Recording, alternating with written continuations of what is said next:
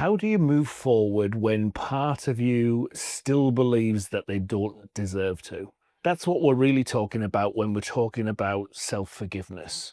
Not softness, not self-indulgence, but that quiet, often uncomfortable shift from self-punishment to self-respect.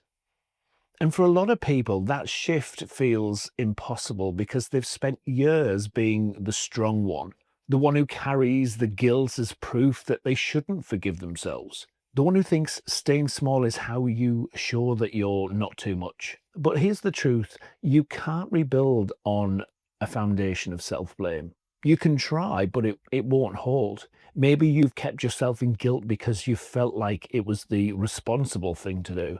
Maybe letting go too soon somehow felt wrong, like you'd be giving yourself a free pass. But guilt doesn't equal growth. It doesn't undo what happened, and it doesn't make you more accountable. It just keeps you in the past. Real change comes when you acknowledge the truth and still decide to lead yourself forward. So let's make this personal for a second. Ask yourself, where in my life am I still playing second best to a version of myself that no longer exists? Where are you still saying, I should have done better, I should have known better, or I ruined it, or I failed? Where are you still waiting for permission to move on? And if you're not sure where that is, then look at the part of your life that still feels small, or the area where you lower your voice, where you second guess your decisions, where you keep trying to prove something that no one's even asking for. That's often where the guilt is hiding. And if you ignore it, you risk building the next version of your life on top of the same guilt that you've been trying to leave behind. But here's the part that's hard to accept: that permission may never come. No one else is going to walk into your life and say, hey, do you know what? You've suffered enough. You're allowed to feel free now. That's your decision to make. Forgiveness isn't soft. It's fucking solid. It's strong. It's a full body, full choice reclaiming of your own power. And sometimes it sounds like this: I did the best that I could with who I was and what I had access to at the time.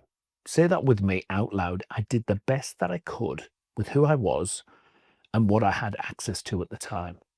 That's not an excuse, but it's context, it's clarity, and it's definitely growth. So what does self-forgiveness actually look like in your life? Well, it looks like raising your standards without dragging your past through the mud. It means owning your mistakes without letting them write your future. Or it means letting go of people pleasing that often started off as penance, and finally allowing yourself to feel good without guilt. Because here's the question that I really want you to consider: what in life becomes possible when you stop defining yourself by the thing that broke you? A lot of people think that they need closure to forgive themselves, but the truth is that closure often comes after forgiveness, not before. Closure may be the reward for letting go, but it's not the requirement. So let me ask you something powerful. What have you already learned from what happened that you're not giving yourself credit for? Where have you grown? Where have you led yourself differently? Where have you broken the cycle even quietly? Because that's the thing that guilt often binds you to. It keeps you stuck in what happened, so you forget how far that you've already come. And you don't need guilt to stay accountable. You just need clarity. Guilt says, I was the worst version of myself.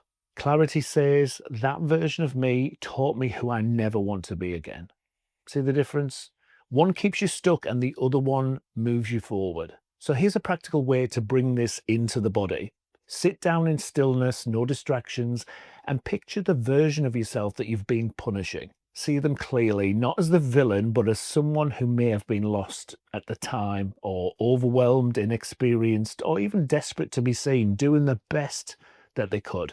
Now picture stepping toward them and saying, I see you. I know why you did what you did, and we're done carrying this. That's it. That's the moment that you can come back to yourself. And if that feels hard, that's okay. That might mean that it actually matters to you. That means the part of you that's been buried under shame is finally coming up for air. So let's finish with this. You don't need to forgive yourself to be soft. You need to forgive yourself so you can be finally free, with clearer boundaries and more self-respect. with no more need to punish your way into somehow being enough. The version of you that made those mistakes, they're not here anymore, but you are. And that life that you wanted starts the moment you stop treating yourself like second best. So here's your invitation, not to forget, not to excuse, but to lead yourself differently now. What would it look like to start making decisions from the version of you who's already forgiven? How would you speak to yourself? How would you set boundaries with yourself and with others? What would you finally stop tolerating? Let this be the day that you stop living in that guilt and that past and start living like the future you that deserves to be free.